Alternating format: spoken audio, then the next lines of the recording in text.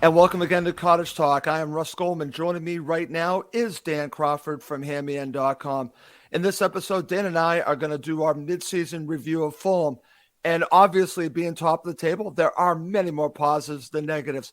But we're also going to look at what's been going wrong for Fulham. Before we get going, I want to welcome back a very good friend. I call him my mentor because you are, Dan. You basically are my teacher of Fulham. Welcome back to Cottage Talk. Well, it's a pleasure to be with you, Russ. Merry Christmas to you and all your listeners and your families and everybody at this special time of year. Well, Merry Christmas, Dan, to you, and as you said, all the listeners everywhere around the world. I second that motion. And listen, Fulham go into the Christmas period top of the table. Unfortunately, there was not a match, but we're going to talk about where they are, Dan. And I look forward to doing this with you. And as I've said several times on this show, listen, I've been doing this show for 10 years, and this show doesn't continue without Dan Crawford. After Kyle moved to Australia, I had a hard time finding a way to do the show, and Dan stepped in and was fantastic along with other members of HandMeIn.com and has come on to Cottage Talk when he's been able to. And Dan, I appreciate you being with me today. But again, let's get to it. And I told you to start the show. Let's start where Fulham are now. Before we really review it, let's start where they're ending right now, which is unfortunately on a loss. So I'm going to give a quick Russ's rant, and I'm calling it Stop the Bleeding. And I got this term actually from what is being used here in Massachusetts to describe the Patriots, because after a bad loss, especially the coach and the players, they do a lot of self-evaluating, figuring out what's been going wrong to stop the bleeding and get back to winning ways. And that's exactly what Fulham need to do here, Dan. They need to stop the bleeding. But I think what they also need to do is they need to look at themselves honestly, not just in this last loss, and say, this is what's going right. This is what's going wrong. I'm talking about the coaching staff, Marco Boa, and that entire staff, but also the players, and really take a hard look at each other and say, you know what? This is what's going wrong. And this is how we're going to fix it as players and as coaches to stop the bleeding. Because whenever that next match is, they need to get back to winning ways. We saw that after the Coventry City match. They need to do it again because this team is capable of winning the league. They are totally capable. They are top of the league right now. There's no reason why they cannot. But teams have figured out Fulham. There's a game plan to beat Fulham. Now, Fulham need to react to that. I'm talking about, as I just said, everyone needs to look at it hard and not just accept, well, we can't do anything about it. They can, Dan. They absolutely can. But they need to look at themselves. And that's what I mean by taking a hard look and figure a way to stop the bleeding by getting all 3 points as soon as possible. So, Dan, I'm going to go to you. I want to get your thoughts again before we really review the season so far. My thoughts of stop the bleeding and what's been going on with Fulham, especially that last match. You had some good thoughts, and I want to mention this. Please do listen to the latest episode of Fulhamish where Dan is on, and they did some really good evaluation. They're doing some good analysis of exactly what went wrong in that last match, in that last loss, Dan, which was very disappointing against Sheffield United. So, what are your thoughts about my little rant here? Well, I'll make you right. I don't think anybody will be pleased with the way Fulham have been playing of late, and you're right to say that it's not just a one-off, that this defeat that we suffered on Monday night had been coming, I think, for a few games. You know, we now haven't won in 5 matches, and 4 of those were draws. Um, and I think even the most pessimistic of Fulham fans going into that little run of fixtures would have expected a little bit more um, than what was delivered. So clearly there are some things to fix, and perhaps we'll touch on those in a moment. Right. But I do want to caution about going overboard the other way Totally agree, Dan. in terms of overreacting to a defeat. Because let's be plain about it, Fulham didn't play well on Monday. Nope. It looked like they were outfought and outbattled by Sheffield United, which frankly is unacceptable. But on another evening, Alexander Mitrovic's shot would have dropped in the top corner, like I thought it was going to, and Harry Wilson would have followed up to score. And arguably, we wouldn't have allowed Iliman and Dye the freedom of the pitch to run 70 yards and put it in the bottom corner. All of these things taken together had the potential to change what, regardless of how frustrating it was a fairly narrow defeat. Right. And I think when you talk about sort of self-evaluation and monitoring and reflecting on a performance and a series of performances, then you have to look at the totality of the situation. And whilst Fulham have been underperforming for a little while, they are top of the table. That's right. I don't see a compelling contender coming from behind them. I feel like the 3 or 4 sides who are in that top 4 at the moment are likely to be there in those positions come the end of the season. Maybe not in those final positions, but they'll be contesting the 2 automatic promotion places. So I think it's important to reflect upon a good first half of the season and not to go overboard, because we're all social media addicts to a large degree. We all see what people are saying. We all talk about Fulham in our spare time, and we're all prone to hyperbole. And it sometimes just pays to step back a little bit and consider the whole picture. That's not to detract from the fact that was a very poor performance. And Marco Silva is meticulous, and he will already, I think, have imparted a message to his players about what was lacking in that performance and what has been lacking of late. And frankly, they're very easy fixes in terms of how you re-energise that forward line that's looked a little tired, I think, in recent weeks. And I do think fatigue comes into it. You're playing more regularly in this month of December than in previous months. You have the sort of overall grind of a championship season. And you mentioned something as well, which I think is perhaps the most accurate. Teams now have a template with which to tackle how Fulham play and beat them. They do, Dan. They have a blueprint. They now know how to do it. So now you have to react to it. And we'll talk about that in just a second, because I want to dive into that a little bit more. But I want to focus on what you just said. You talked about do not overreact. Look at where we are.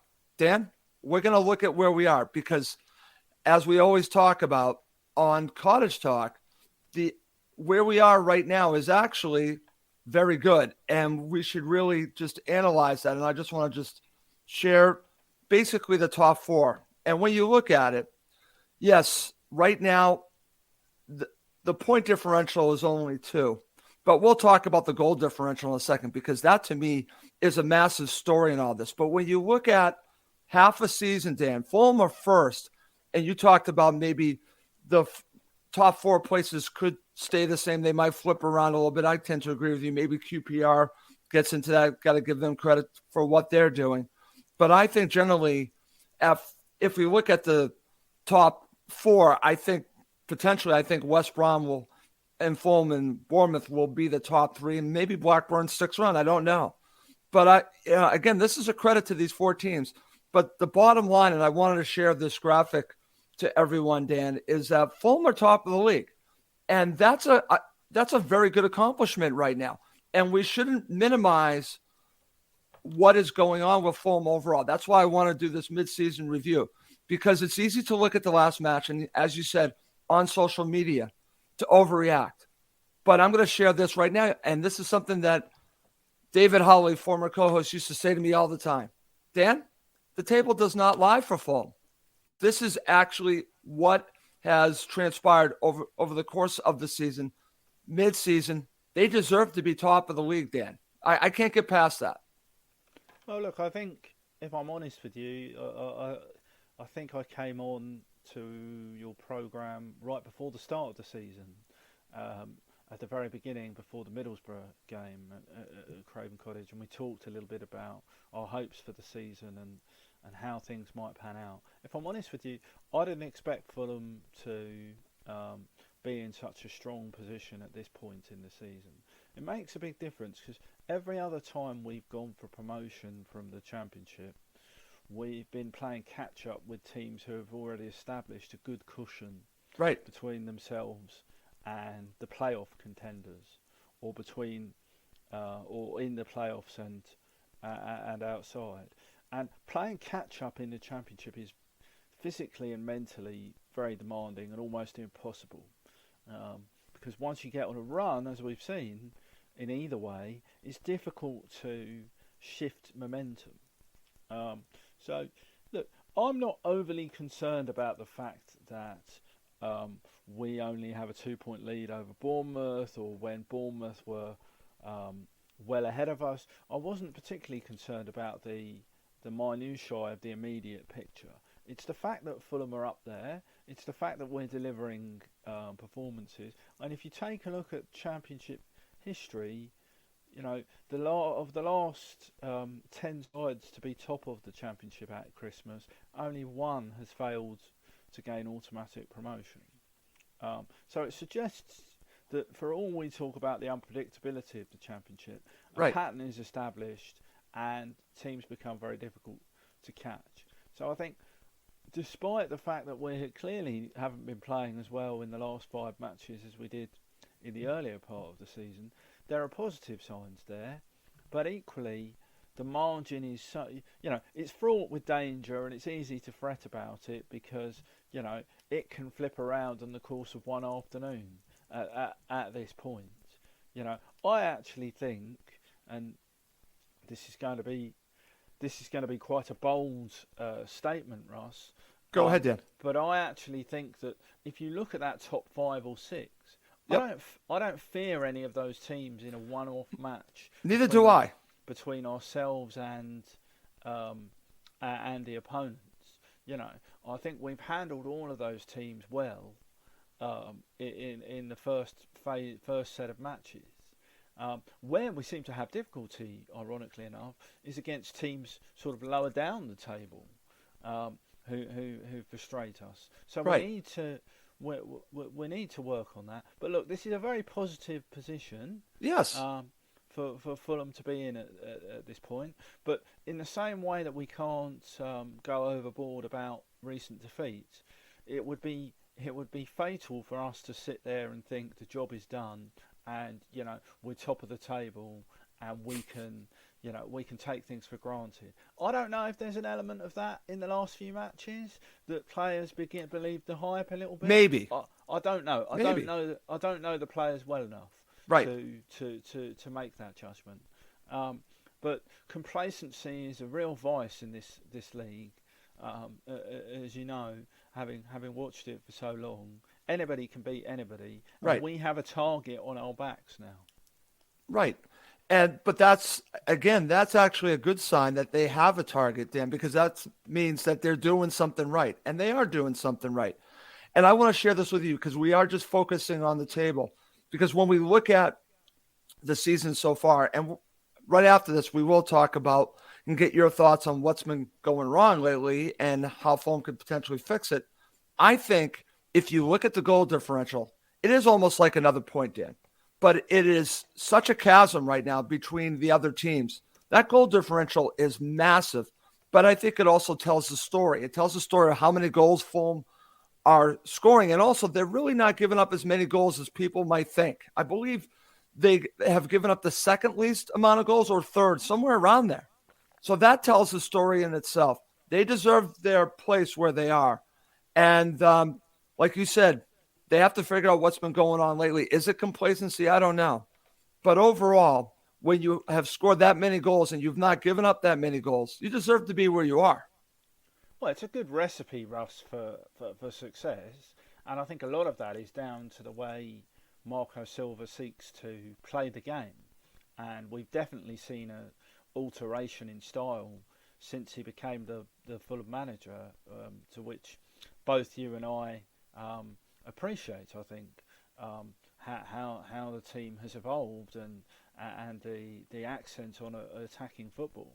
Now, you're absolutely right. Goal difference could be vital in a tight league like this, and were you to put up the table again, we could see how stark the Fulham goal difference is in comparison to the other leading sides. And you're right to focus on both ends of that. It helps to have Alexander Mitrovic in your team, although he's only scored 1 in 4. I know. Russ. He's so off form. That obviously constitutes a serious goal drought for Mitrovic. And it helps to have Alexander Mitrovic in your team for sure, and he will contribute to that. But I think the thing I was most worried about at the start of the season was, were we going to defensively be strong enough to withstand the sort of physical play and more direct play of opponents? How are we able to construct a defensive strategy that deals with what can happen in the championship? And you have to give immense credit to the defenders for this. Tosin Adarabioyo has largely been brilliant. He's having a little blip at the moment, I think. And what can you say about Tim Ream? Literally every year people write him off and say it's over for Tim Ream. He can't do it anymore. And literally every time in the championship he's there, and he seems a very good fit for the way Fulham want to play. The fact that he's still doing it at 34 is remarkable. It is. That's not to say that we're not going to need to sign reinforcements at some point if we have hopes of progressing up the English football pyramid. That's certainly going to have to happen. But those two elements are very impressive, and it's worth an extra point. And psychologically, I think it counts for something as well when other teams look at Fulham, because you have some goal threats that you have to counter, not just Mitrovic. Neeskins is scoring a few more goals. Harry Wilson not being notwithstanding that miss on Monday night, but Harry Wilson looks a serious player at this level, and I would hope that the likes of Kearney, Fabio Carvalho, and Bobby De Cordova-Reid could chip in with goals as they have done already this season, but just with a little bit more regularity. I think that's the part where, if that happens, you can be fairly confident that Fulham are going to go on to a strong finish to the season, and that's what we need. You almost need to put that first half of the season out of your mind now if you're connected with the Fulham players, because with the Fulham squad, because this is where the serious stuff begins. Everyone now knows how we're going to play, so it's about offering a new way of approaching things, possibly, and beginning to put some distance between ourselves and the chasing pack. And that's the frustrating thing about the last few weeks. They had the opportunity, Dan. Yeah, that's it. We passed up a few opportunities to build the kind of cushion from which you're in a much more comfortable position. Okay, excellent, Dan.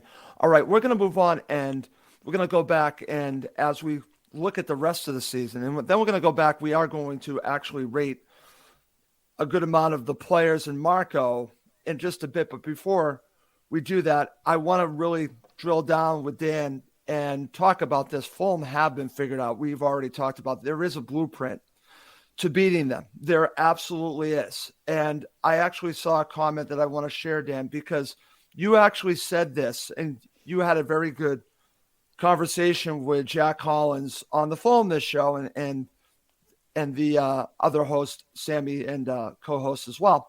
But this is what Max shared, and I think this is the crux of the issue, Dan, because I think this affects everything else. Our midfield is struggling badly. So, Dan, I agree with this. And you were talking about the issues in central midfield.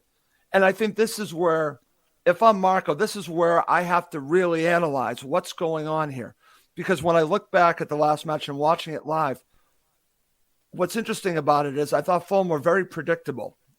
It would go to one side, it would go to, say, Cabano. Then Cabano would pass it back to Robinson. Robinson would pass it to Reed. Reed would pass it to Tosin. Tosin then would go to the other side.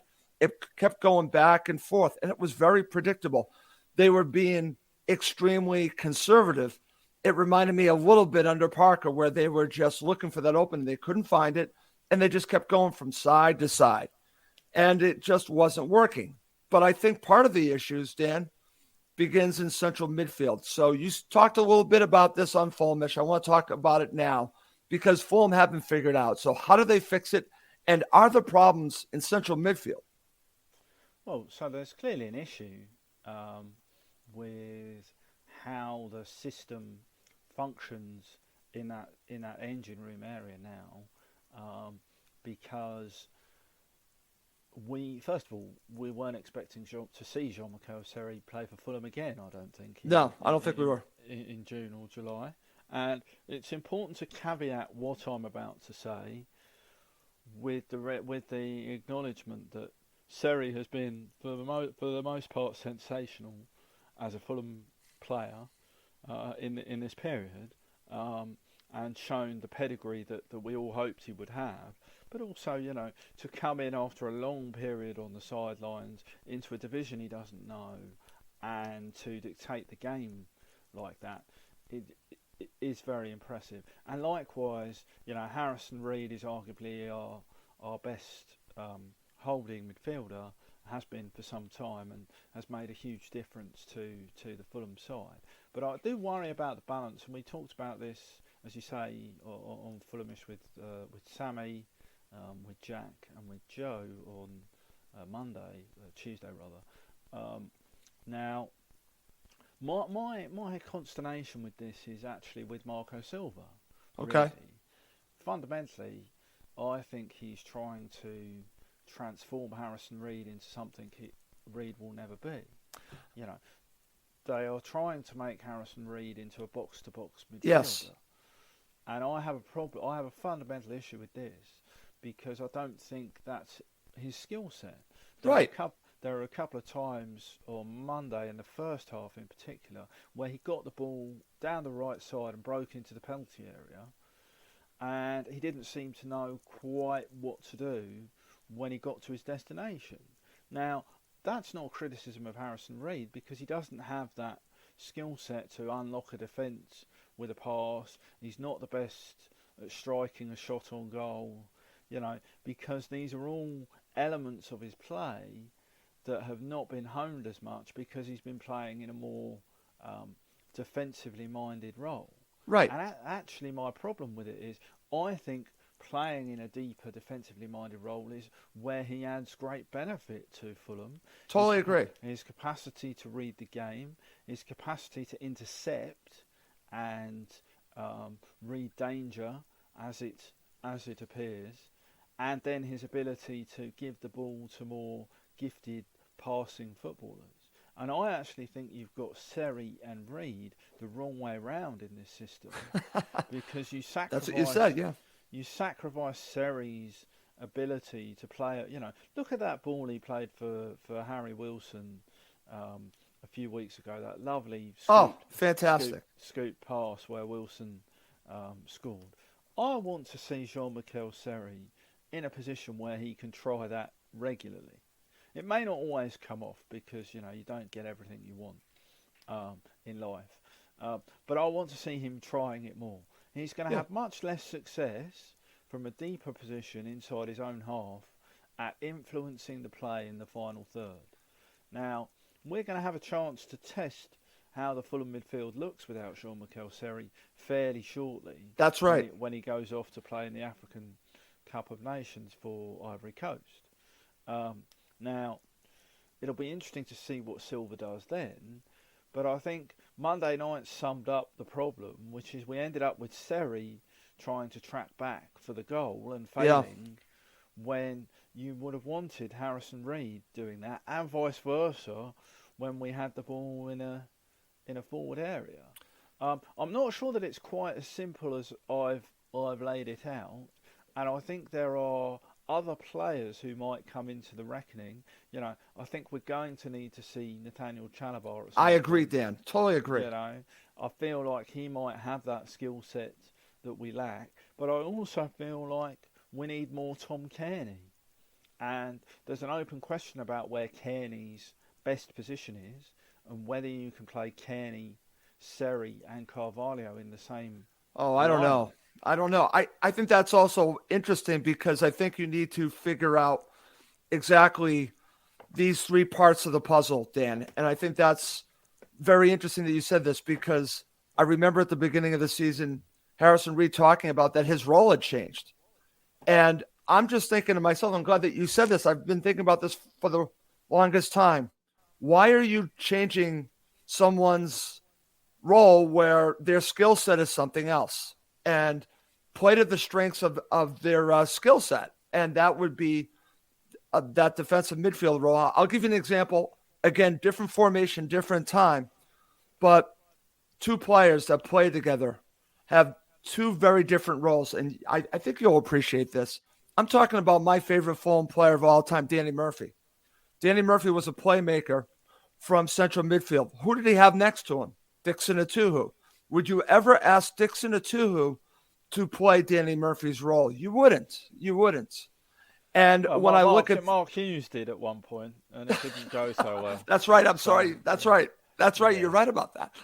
But I think when you play to a player's strength, you're going to get the most out of them. I'll give you another example. When even Savisa did this, play Tom Kearney out wide. It just doesn't work, Dan. When you take a player and try to change who he is and what his strengths are, I think you get less out of him.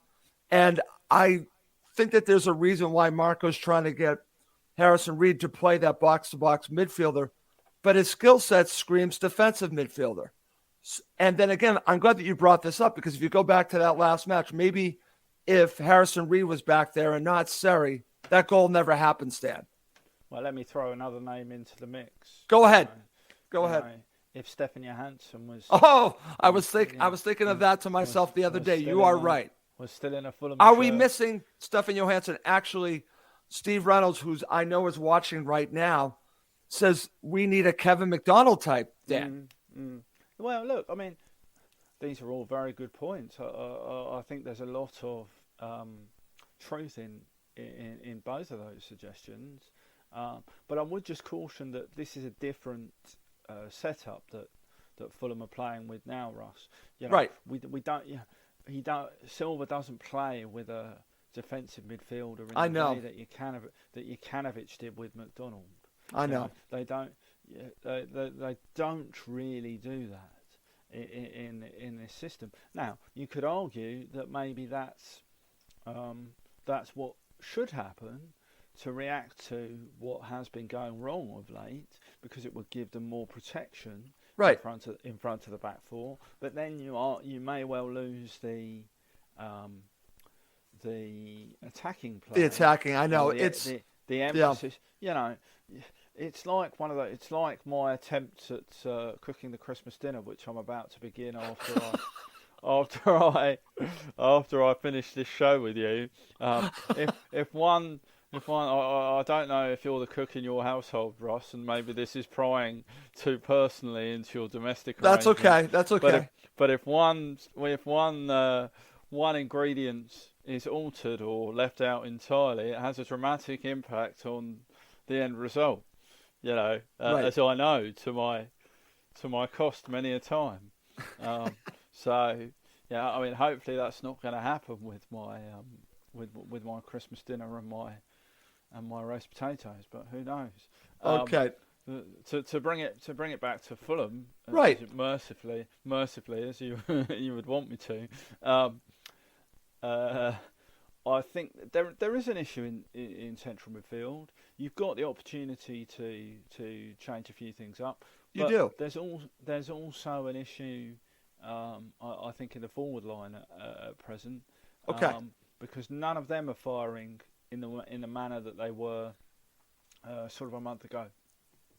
And I agree with that, Dan, but wouldn't you say that they're linked because they need the service from the midfielders and also the fullbacks? Wouldn't you, isn't that also part of basically it's all connected, it's all part of the engine, and the engine room isn't firing on all cylinders. So then when you go towards the upper echelon where you need the goals to come from, if they're not getting the proper service that they need, and we've seen it with Mitro that they're not going to be firing, they're not going to be scoring the way that we normally have seen. So it's all connected, but I agree with you. But what's interesting here is that when you go back and you compare Marco's team to say Parker's team a couple seasons ago in the championship, the players would be scoring. I'm talking especially Mitro. Mitro scored the majority of the goals, Dan, but I think you're going to agree with me that the goals were more from his talent. Basically, I'm not saying he did it on his own, but it wasn't set up for him. They weren't really giving him the service that he needs. And I think that's what you're seeing now. You are seeing a lack of service from Mitro. You're talking about Neeskins and also from Harry Wilson. I think that they're not getting the ball the way that they need to get the ball. I think also part of that, when you watch the Sheffield United match, I thought they did a very good job of doubling up Neeskins and Harry Wilson and not allowing our fullbacks really to get forward. And I think that caused a problem too. So I think it's not just about the strikers not firing on all cylinders. It's why aren't they? And what do they need to get them to fire on all cylinders, Dan? But I agree with you that they're not, but I think it's all connected. Yeah, there's a lot of truth in that for sure. I wonder about how the schedule and the run of games that people have had impact on players like Cabano and Wilson. Neeskins is having his longest run in the Fulham team ever. Yeah. And in large part, is doing exceptionally well. It was a disappointing performance on Monday night from him, but he wasn't the only one. No. And indeed, he finished the game sort of playing in a sort of curious left wing back hybrid position that I didn't understand. So how he made sense of it, I'll never know. But I'm quite happy to persevere with Neeskins Cabano, not so least am I. because some of the alternatives don't fill me with confidence for one thing, or excitement for another. Right. We are short in that left wing position. We are. If I'm candid about it, and I do think Harry Wilson is a pedigree player at this level.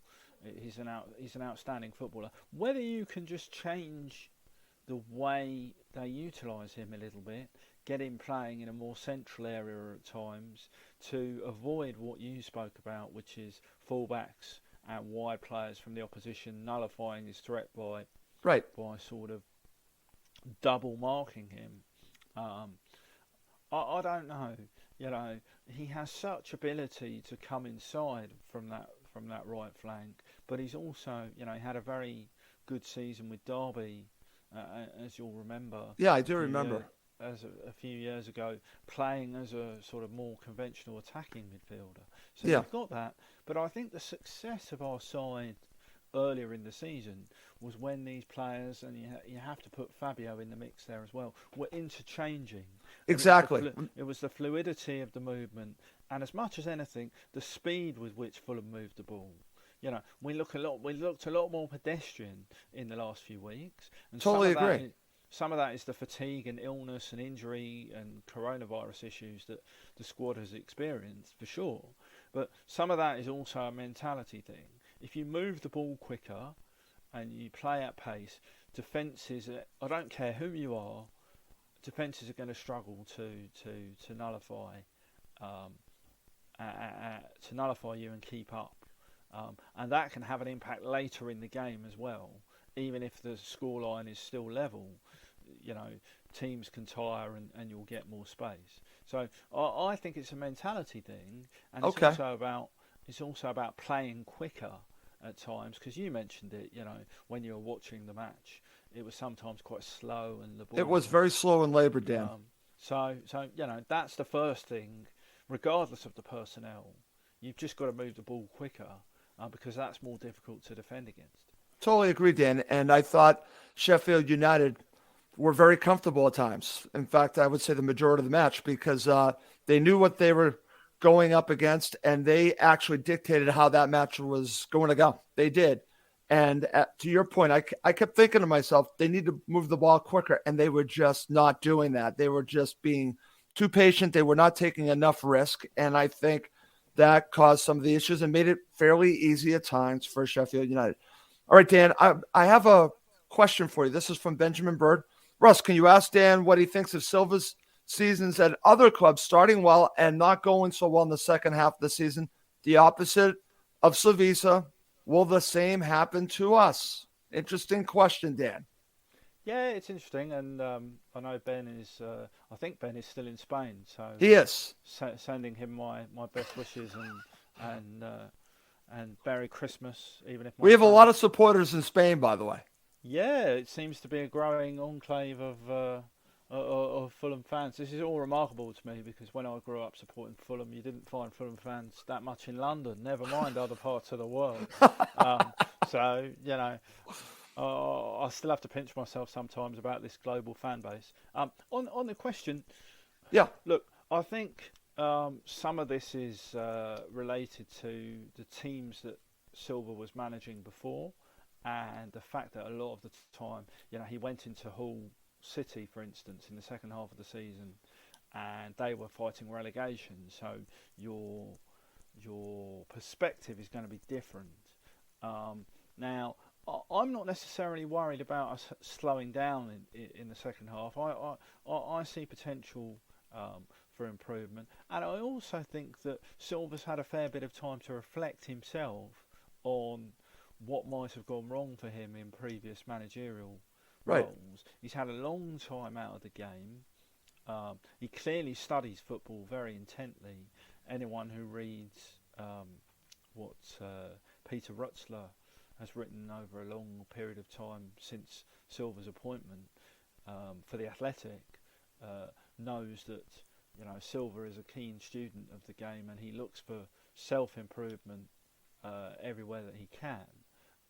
So I'm not necessarily worried that we're going to slow down, because I think all the ingredients are there for us to improve. And I think there's improvement to come from the coaching staff as well as they get to grips with the league. You know, Right. we had some very poor results in September, for instance, from which we then recovered, and I attribute some of that to the fact that none of the, you know, Silva and his senior lieutenants, aside from Brom, none of them had any experience of the Championship. You know. And it was clear in the way that he set out his teams and how he wanted to play that there was a bit of a acclimatising period for Right. him to the division as much as anything else. The thing I wonder about is could Silva utilise more of his squad in the second half of the season? Could we see a bit more interchange between players? Is there an opportunity to introduce a different system at times? Are we going to be a bit more adventurous? Do we need to be a bit more direct occasionally? Because in the early part of the season, Silva was very keen on getting the ball forward quicker. You know, Tim Ream spoke about that, about the need to feed the forward players more quickly. So I think that might be.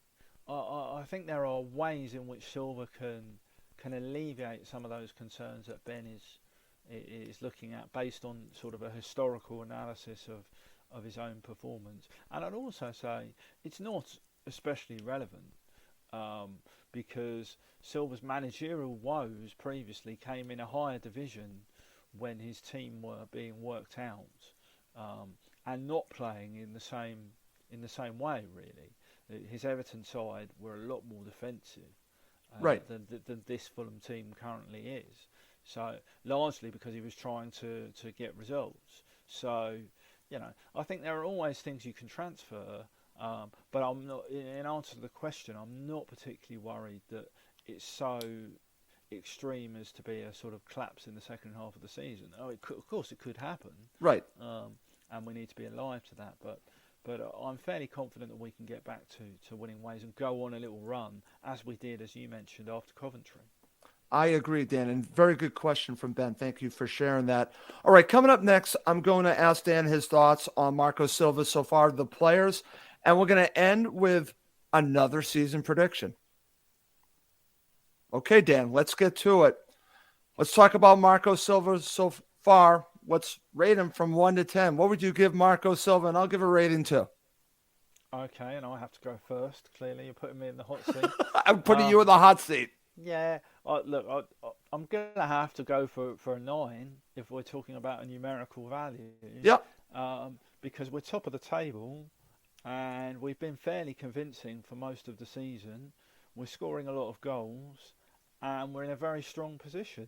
And as I intimated before, I'm actually enjoying watching this Fulham side and seeing them attack the opposition. It makes a blissful change from what we've endured in previous seasons, and I understand why. I do think, there's a philosophical point here.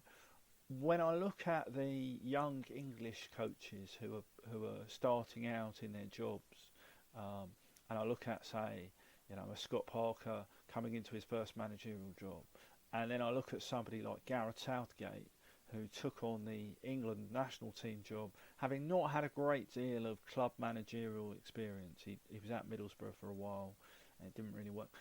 The modern coaches seem to be very cautious and concentrate on defence and holding on to possession at all costs. Right.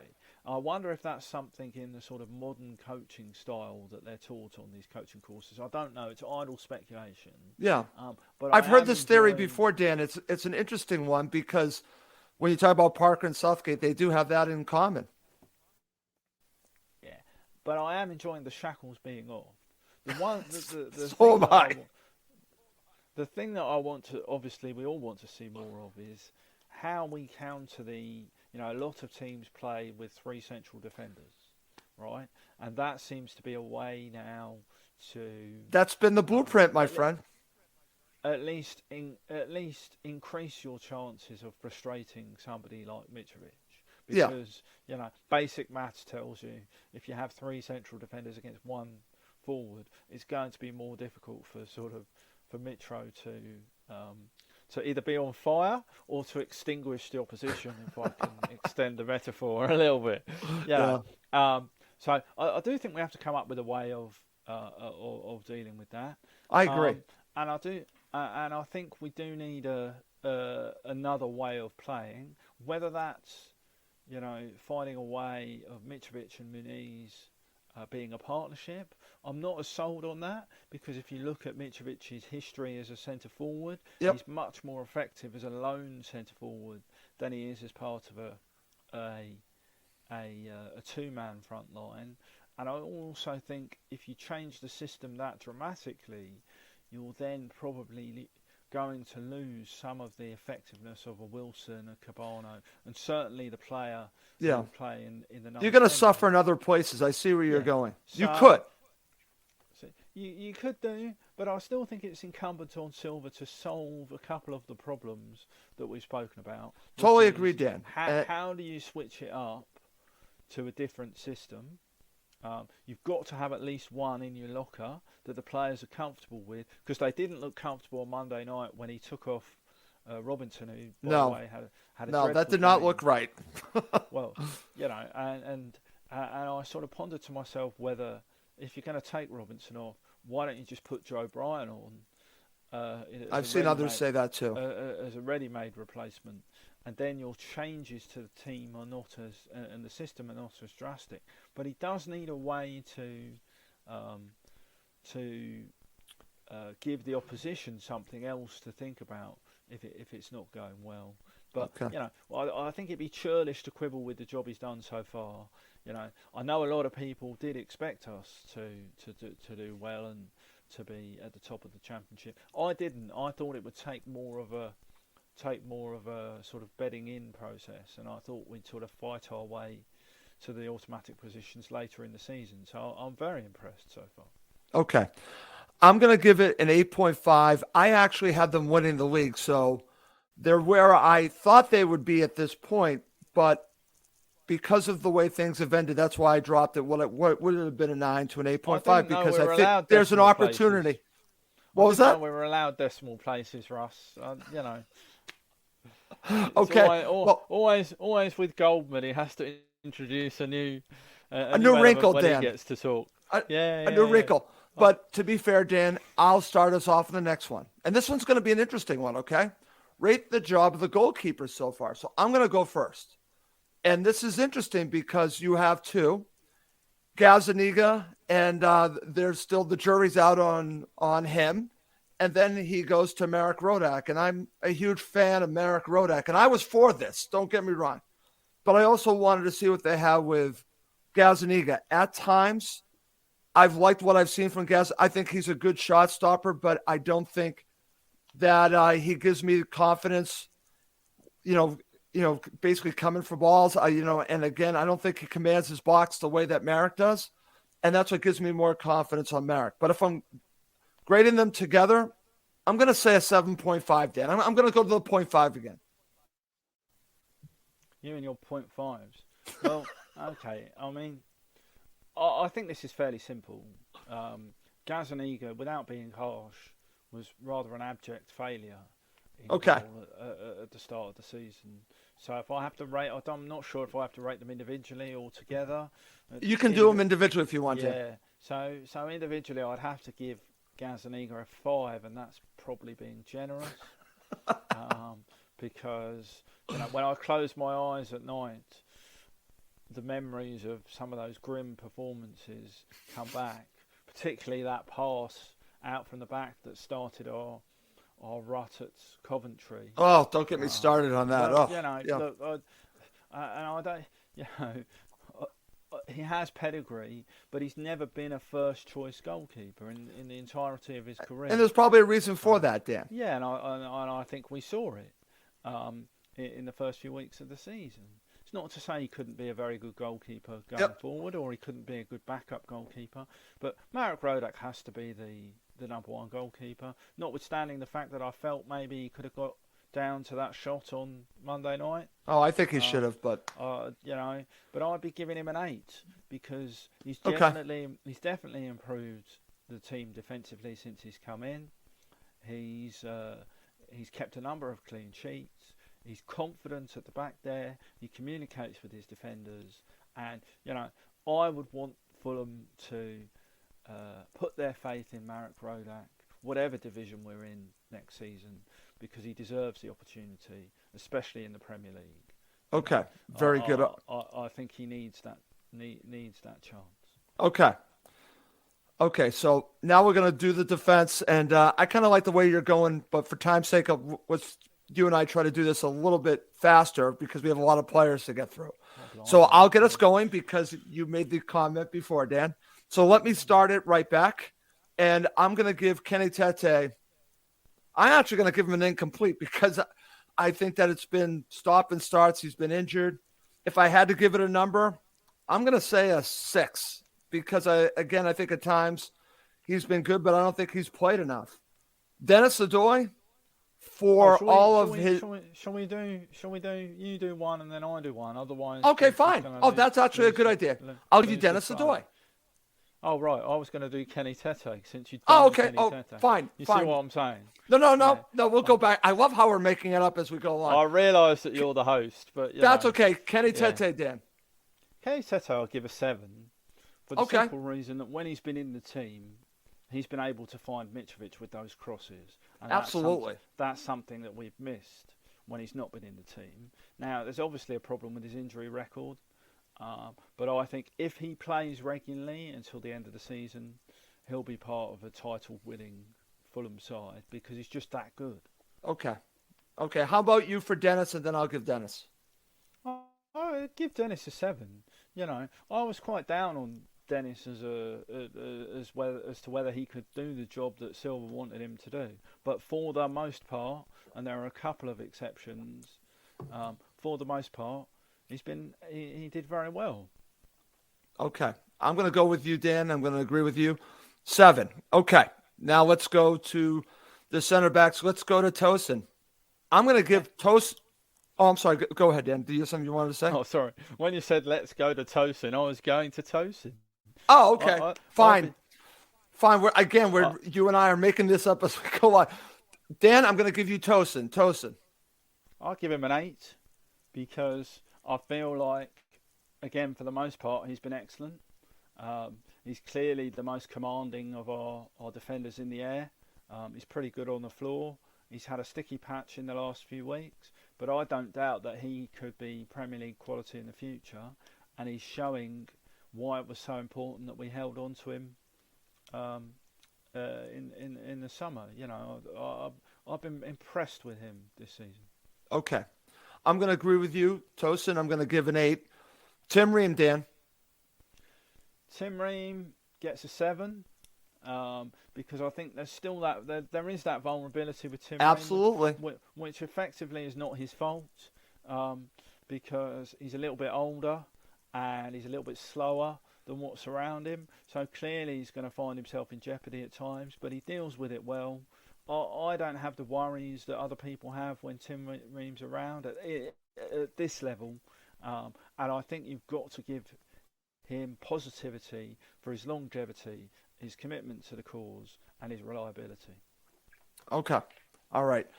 Just to annoy Dan, I'm going to give him a 6.5. I agree with everything that Dan said. I just wanted to go a little bit lower, but I'm going to go with 6.5. All right, Dan, right back to you. Let's go to the left back. Let's go. This should be an interesting one.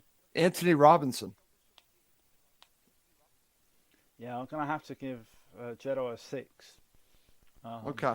Because I feel like he has all the attributes to be an excellent footballer, but it's not quite happening for him at the moment. He's got great potential, but I think even he would admit that he's not realising it at the moment. Okay. And actually, given our strength at left back, probably neither of our two left backs have really hit the heights that we would have liked this season. No, I agree with that, Dan. Didn't you mention a fullback in the under 23s, a French fullback for us to look out for? Yeah, so Ziad Lakesh is a very good young left back. He's been playing very well for Steve Wigley in the under 23s. Came from Paris Saint-Germain. Probably a little bit early for him to come into the Fulham first team at this point. But I wouldn't be surprised if he was one of the players who went out on loan in January. They're very impressed with him, and he also has the ability to go forward very effectively. So hopefully we see more of that. Okay, excellent. All right. Since Joe Bryan has barely played, I don't think we're going to rate Joe. Let's just jump, for time's sake, to central midfield. Let's go right to it, Dan. I'm going to give you Jean-Michael Seri. It's got to be high. Yeah, I'm sort of between a 7 and an 8. Do I get to use the decimal places, or is that just in your domain? If you held me, you mean a 7.5?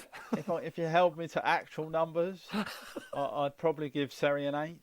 Okay. Just because his return has been so unexpected, and he's given us some great moments so far. Okay. I'm going to agree with you, Dan. I'm going to say an 8. Let's talk about Harrison Reed. And the issue, I think, with Harrison Reed is more physical than anything else. But as you already mentioned, Dan, is he being asked to do something that he's not? And is that affecting his overall game? I think it might be. So give me a rating, Dan, for Harrison Reed.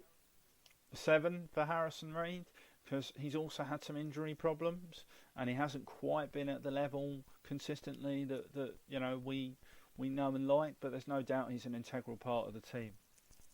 Okay. I'm going to agree with Dan on that. his grade. I totally agree with that. Okay, Dan, let's talk. And again, I understand that this player is more number 10, but I'm going to include him in this. How about Fabio? Now, Fabio's an interesting situation. Let's just talk about his play on the pitch. He's been injured too. Just focus on that. Give an overall grade for Fabio. I'd give Fabio an 8. Let's be clear about this. When he's been fit, when he's been playing, he's been really important to this team. He's taken to the Championship really well. There's no doubting his quality in my mind at all. And he's still a young boy. He's still getting up to senior football, but he makes it look very easy at his best. He's another one like Mitrovic. Yep. If you utilise him effectively, he'd be a serious player. So totally agree, Dan, and I'm going to agree with Dan on that. Now, I'm going to ask you about Bobby Decordova-Reid. You could put Bobby Decordova-Reid in plenty of places, but I'm going to think of him in this role. But again, he can play out wide or he can play up front, whatever you need him to do. It's one of the benefits of Bobby Decordova-Reid, Dan. Give me a rating for him. Yeah, look, when you first said Bobby Decordova-Reid, I'd have been in the 6 region. But I have to up it a little bit for his versatility, for the fact that he is a willing substitute at times. He doesn't always get in the team. That he can enliven performances from the bench, and he plays those lovely little passes. Very instinctive footballer. I'll give him a 7 because I feel like he's had a good contribution so far, and he can do that going forward for us in a number of positions, as you say. Okay.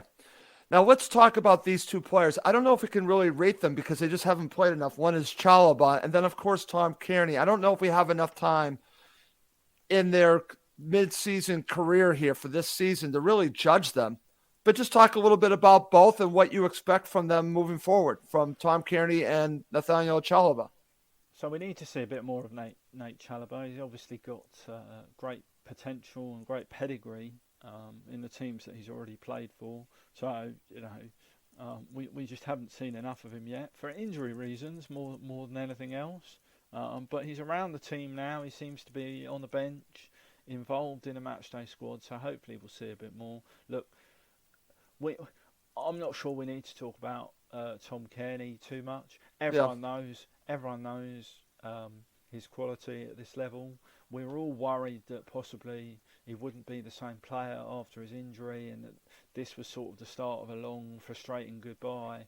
He gave us that wonderful moment against Cardiff. Yeah. Which showed that he can still deliver those big moments and those great opportunities and crucial goals. So, I expect Kearney to be a big player going forward. Okay. And Keena, we've barely seen, so we're not even going to mention Keena, but I agree with both of your thoughts on Chalobah and Kearney. Okay, let's talk about the wingers. I'm going to get us going on both of these players, and then I'll get a rating from you, Dan. I want to focus on Neeskens Cabano and Harry Wilson. I'm going to give Neeskens Cabano, Dan, a 9. In fact, the only reason why I'm not giving him higher is because I think he struggled lately, but I don't know if that's really down to him. I think it has to do with the opponents that are playing against him, and they're really focusing on Neeskens. Pleasant surprise, big-time pleasant surprise. I'm giving Neeskens a 9. Harry Wilson, Dan, I'm only going to give a 7 because I expected more. I think I think now understanding some of the criticism I've heard on Wilson is that sometimes he's excellent, sometimes he's a passenger, and I think we've seen that from him. So I'm going to go a 7. I expected a little bit more from Harry Wilson. How about you on these two players? Yeah, look, I'd agree with you on Neeskens. He's been brilliant. He must be in the running for player of the season. Totally agree. At this point, he fully deserves his run in the team. Neeskens' problem will be keeping that consistent level of performance. But he's the first choice on the left wing at the moment. He has to be. So I'd agree with the 9. I'd stick Wilson as an 8. Okay. Simply because when he's on, he's very, very, very good. Totally. And I actually That's think true. I actually think we haven't utilised him as effectively. Okay, and you mentioned that earlier. In the last few weeks. So, Okay. I'll give him an 8. Okay. So now let's go up front. Let's talk about Mitro and Muniz. Let's start with Muniz first. And this is a tough one because if you follow the transfer speculation, it was between us and Middlesbrough trying to get Rodrigo Muniz. And I guess some of the fun for some is that we get the player, but then he comes to us and you realize that he's really a raw prospect. And that's exactly what Rodrigo Muniz is, Dan. But I can see his ability. And I just think that you have to give some players more time than others. I think he's one of them. So I want a rating from him, and then obviously on Mitro. So let's talk about these two players, and then I'll follow up. Oh, look, I like Muniz. I've got to say that right off the bat. I liked the ambition of going and getting a player who clearly needed some nourishment and some cultivation as more of a project to invest in. So I'm not as concerned as other people with the fee and his start. Look, he knows where the goal is. He scored a very instinctive goal against Reading, and he scored those 2 goals against Blackburn. He's probably unlucky not to have a few more goals in the short amount of time that he's been playing, because Munez's biggest problem is he's got the hardest job in football, being the backup to Alexander Mitrovic. Because for 2 reasons. One, Mitrovic plays when he's fit, and 2, Mitrovic isn't often bad. So, you're only going to get an opportunity for 20 minutes of a game at the best of times. Look, we have to, just in the same way that we have to be patient with somebody like Jay Stansfield, as he acclimatises to senior football. We have to be patient with Munez, because he's in a different country, he doesn't speak the language yet, he's learning about a new style of football, and he's still learning about his own game. So, and I think that faith will be rewarded in Muniz. If you're wanting me to rate him on the basis of what I've seen, I'd give him a 7, because I think he's been effective at times when we've needed him to be effective, and that's a big ask for a 20-year-old who hasn't played in Europe before, never mind England. That's very interesting, Dan. And then let's talk about Mitro. And after we talk about Mitro, I do want to get back to talk a little bit about Jay Stansfield, because I was thinking about something when you just mentioned him earlier. But give me a rating for Mitro. I'll say it. How can you not give him a 10? Again, but there are things about Mitro's game, Dan, and I've been honest with this. As a striker, fantastic. I just don't like the other part of his game. And I'm not going to, mark him down for that, but I don't like his theatrics, Dan. I don't like the fact that he has the propensity to dive. Now, others will say, well, he's doing it for the team, and that could very well be true. I'm not a fan of that. But overall, I can't deny that he has been an incredible striker, so I would have to give him a 10. Yeah, and I would come to his defence on the sort of gamesmanship part. If you look at how Championship defenders manhandle Mitrovic every week. Okay, that's fair. I mean, there was one even on Monday night where he was literally being thrown over in the box, and whoever the pundit was on television was saying, well, that's 6 of one and half a dozen of the other. And the bloke literally had his hands around Mitro's throat. So look,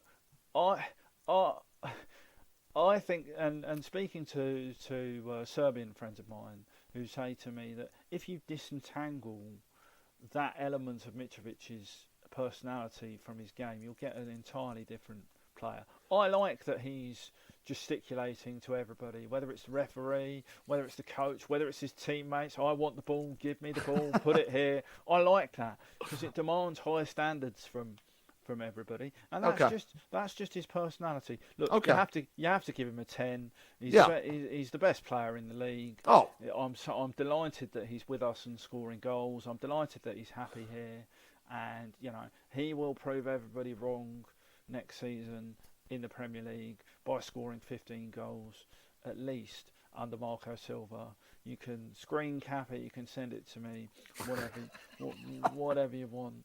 I really think he's a prime centre forward. That if the I agree, Dan. That if the team is set up for him whatever the level, he will score goals. There are. And that's fair, Dan. And I don't believe it was the last time Fulham were in the Premier League under Parker. So I put that more on Parker than I do on Mitro. But, again, their issue was between them. But I also think that Fulham weren't set up to feed Mitro. And I think that proved itself out. Okay. I mentioned I want to go back to Jay Stansfield. Whenever I've seen Jay Stansfield, I'm sure you've seen him a great deal more than I have. I'm impressed. I could see the potential he has, Dan. Here's my question, because, again, I haven't gotten a good answer on this. I've done some digging. Maybe you know a little bit more. Do you know what his contract situation is with Fulham? Because there was a report out there that he could be gone this summer on a free and that teams could be interested. Do you know anything? I don't want to paraphrase your former president, but he had a phrase for that type of news report where he called things fake news. Okay. So, as I understand it, Stansfield is on a long-term contract until at least 2023. Okay. So I don't believe that he's out of contract at the at the end of this season. Where the confusion came from was the original report in the Daily Telegraph. Yep. Said that Fulham wanted to avoid a Fabio Carvalho type situation. Okay. With Stansfield, and Carvalho had 6 months left on his contract, and then the sort of clickbait website I see. picked it up and confused the issue.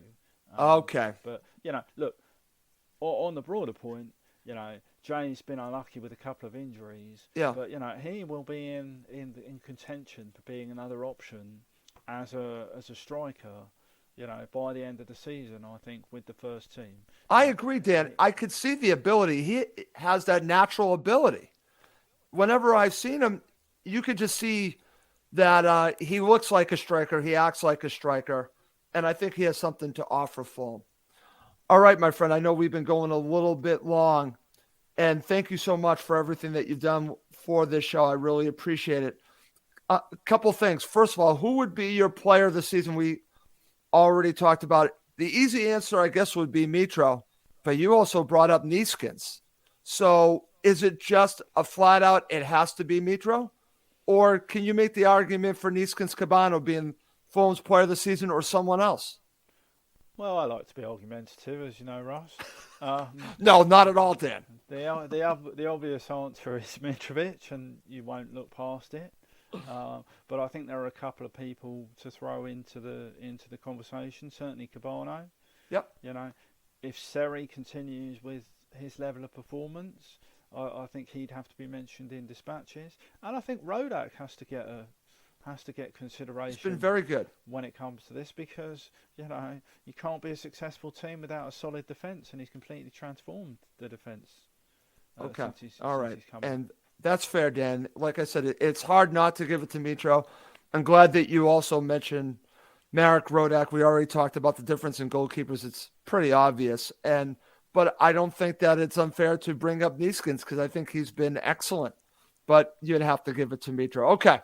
Now, Dan, you already said you gave your prediction at the beginning of the season. So we're going to do it again right now, mid-season. How is it going to end? Oh, sorry. We're not going to do that just because for time's sake, I was actually thinking about asking. We can do that. We can do that. Are you sure, Dan? If you want, I've got. Actually, you know what? I do want to know this because I have some thoughts on it. What positions would you add in January? Dan Crawford, you are Tony Khan. We moved them aside. It's now Dan Crawford as director of football. What would you do? What a frightening prospect that is. Literally. I think there'd be mass resignations within a couple of days. Sorry, you've totally blindsided me with that.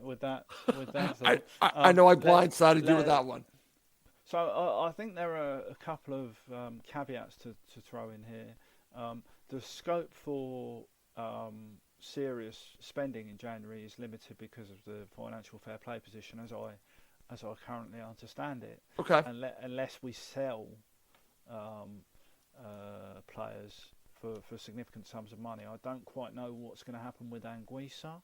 Napoli are probably not going to trigger that in this But if transfer they window. did, that could change things. If they did. It may do a tiny bit, but they're unlikely to trigger it while he's playing for Cameroon in the African Cup of Nations. That's true.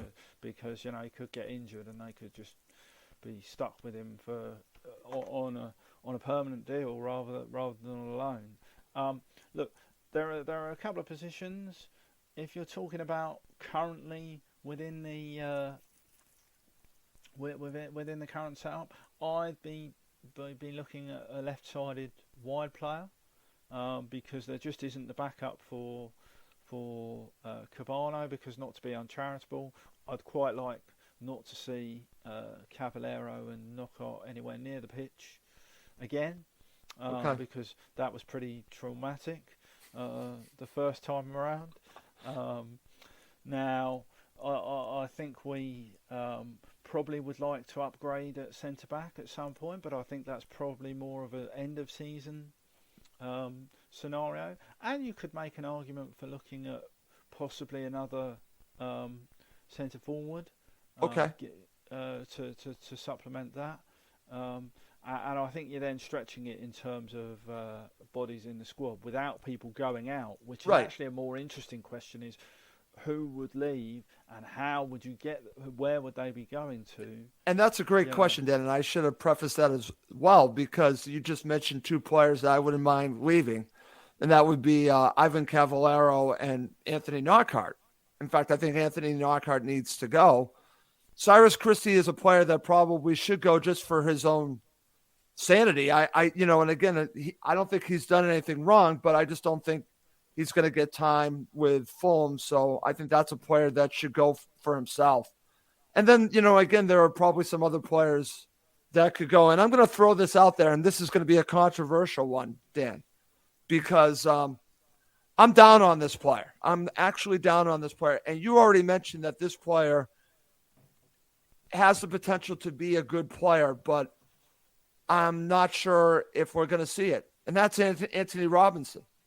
I might, if someone came in for him, like a Premier League team, I might entertain a bid for Anthony Robinson. Now, that might be controversial, but this might be a situation where you might be able to sell high on a player that has value, and that might not be what you want him to be. Now, I'm not saying that Joe Bryan is the be-all to end-all, but I would then obviously get another left back. But that's my controversial call of a player that I wouldn't be against them moving on for if they got the right offer, Dan. Yeah, look, I think it would be a retrograde step. We've invested in Robinson. He's clearly got the potential to be a good player. It's he's in a sticky spell of form at the moment, but he's come out the other side of those spells before. Look, it would take a serious offer, and I'm talking like £20 million, which is not. You really think it would be that high? Oh yeah. Well, look, if you put me in the position of director of, I'm putting you in the position of director of football, yes, or whoever makes the decisions, or even the manager, and you're looking at how do I equip my squad for the remainder of the season. We're top of the league. Robinson has played the majority of the games. You don't let one of your starting players go unless it's for very silly money. Right. And I actually, I'm not as down. You see him play for the United States. I have. And from what I've seen of him playing for the United States, he's done quite well internationally over the. He last has. Sort of He has done fairly well. Right? Maybe my expectations are too high on him, Dan. Yeah, maybe that's what it is. Possibly, and I think there's a recency bias. I think what you're looking at the moment is a player who's lacking a little bit of confidence and maybe a little bit out of form. We do have the ability to rotate those two left backs, and you can bring Robinson back. But given the type of character he is and what he's gone through already to make it in professional football, having been released, and all of those things, I would not be surprised to see him come back with a strong second half of the season. Okay, and I hope you're right. Listen, I want him to succeed at Fulham. Don't get me wrong. I'm just, again, maybe, like I said, maybe my expectations were extremely high for him and still are. And I see what he can do for the U.S. men's national team. So maybe that's where that's coming from, Dan. Okay. All right, let's now go to predictions for the rest of the season, Dan. I predicted at the beginning of the season they'd win the league. So did Rob Wilson. So did Gordon Davis. I'm in very good company. What is your prediction right now? Are you sticking with your prediction from the beginning of the season, or do you want to change your prediction? I think I predicted us to win the league. You did. Don't. Thank you. Yeah. Oh, okay. Well, I thought you said you didn't. Okay. Oh, right. No, what I meant, what I said earlier on was I didn't expect us to have as strong a start. I sort of thought that we would make a late run for the title or the automatic promotion positions. Okay. I didn't expect us to be number one at this point, if I can put it Sure. like that. Look, if you're asking me right now, I think we will win the league. We should Okay. we should be confident of it. It obviously depends on us fixing the problems that we've spoken about and getting out of this run of form. But there's no reason why we shouldn't win the league. And I'll put it this way: I don't fear, as I said to you earlier, I don't fear any of the other sides. Neither This is do I. not, we have the capability. It's about executing our game plan and performing to our potential. I agree, Dan. And what's interesting about this, when you look at the teams closest to us, and I want to give a lot of credit to Blackburn because Blackburn have done an incredible job. And forget about the fact that we destroyed them, pull that aside, to be where they are, that's a credit to them. The West Brom situation is a little bit different. I have a good friend that follows them. He feels that they're missing something, potentially another striker. And Bournemouth is interesting, Dan, because, again, we'll go through the comparison the entire season because of Scott Parker. And they actually showed me something when they played against Fulham. But ultimately, I don't fear them. And I think that was your point at the beginning. I don't fear anyone. I would say other seasons there were teams that I might fear a little bit, but I don't fear any of these teams. So there's no reason why Fulham can't win the league. So I'm going to stick with that, and I'll call it a Goldman. Dan did predict Fulham would win the league. I got that one wrong. That's shocker. That's a Goldman, but he's still on record as saying Fulham are going to win the league, and I'm doubling down. I'm going to say Fulham are going to win the league. Okay, Dan, we went a little bit over, but you know what? It was such a good conversation with you. I thoroughly enjoyed it. I hope you did as well. It was great fun. Always fun talking Fulham with you, Russ, especially at this time of year when we're sort of bereft of any Fulham matches to speak about for a little while, possibly. So look, always great fun. Lovely to reflect on a successful Fulham team as well, and on what has been a successful Fulham season so far. So look, want to wish you and all your listeners a very Merry Christmas, and hopefully we can catch up again soon. Absolutely. And I want to second that. I want to wish everyone a very happy and Merry Christmas around the world. And I'm glad that I have the ability to do this show. I do it with some incredible people, including Dan. It's just wonderful to do. And I feel very fortunate that we have this ability, this show, that I, have the ability to talk about Fulham, because being so far away, Dan, sometimes it's really hard on me. But this keeps me connected, and I get to talk to friends talking about the club I love. It's just wonderful. The one thing that, and again, I was looking for the comment. Oh, okay. Here's the comment, Dan. And I don't know if we have any more information on this because you said it might be a while. Steve Turner has a question. Russ, is the Reading game on or off? I'm hearing conflicting reports. Dan, are you hearing anything on your end? So it's not off officially yet, but Reading have a high number of COVID cases at present, which is above the EFL's threshold for postponing games. So they postponed their Boxing Day game quite early, Okay. a few days ago. And if I was a betting man, I'd expect for us to hear in the next couple of days that the game on the 29th is off. Oh. Which would be a real disappointment, because I know we've sold all the tickets. Yeah. For Reading. So that would be a shame. It's Yeah. just a watching brief at the moment. I haven't paid any attention to anything while I've been speaking to you, obviously, but I fully expect to come off this call and find more matches called off on Boxing Day. That's the one thing I would say to everybody. Yeah, Let's stay safe over this absolutely, Dan. festive period. You know, it's a very difficult time for everybody and everyone's mental health. You know, the Fulham Supporters Trust has just launched a mental health campaign today. The One Fulham campaign. If supporters want to interact with that, want to start discussions with other Fulham fans, you know, we all know how difficult this period has been for everybody. You know, regardless of whether they're thousands of miles away like yourself, Russ. Yep. I know your heart is in London with us. It absolutely is, Dan. But I feel like part of me is always in London. So. That's it, absolutely.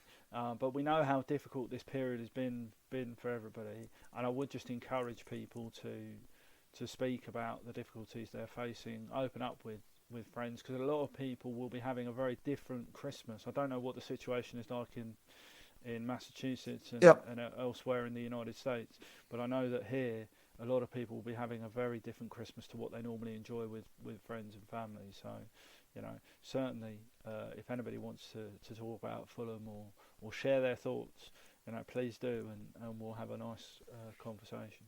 Absolutely, and I'm glad that you mentioned that, Dan. And also, listen, we're all disappointed. I just want to mention this as well, that the full match against on Boxing Day against Birmingham City has been canceled. But the only thing I want to say about it, and I just wish only the best for everyone associated with Birmingham City. And I just hope that we all just understand that, you know, again, these things happen.